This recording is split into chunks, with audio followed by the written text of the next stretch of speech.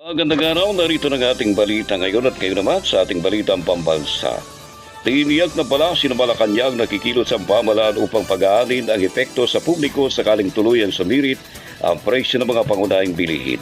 Ayon kay Palace Press Officer Attorney Claire Castro, patuloy na pinag-aanda ng gobyerno ang posibleng pagtaas ng presyo sa gitna ng tumitinding tensyon sa gitnang silangan.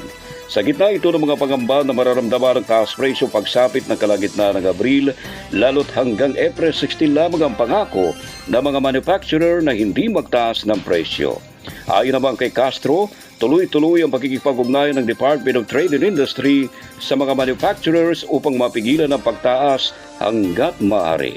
Pero kung hindi naman ito maiwasan ayon kay Castro, ay titiyakin ng Palasyo ng Malacanang na magpapatupad ang pamahalaan ng mga hakbang para hindi mabigat ang tama sa bulsa ng mga Pilipino. At iyan ang ating balitang pambansa. Ako naman Brad Micah sa nag-uulat, mapayapang araw, Mindanao.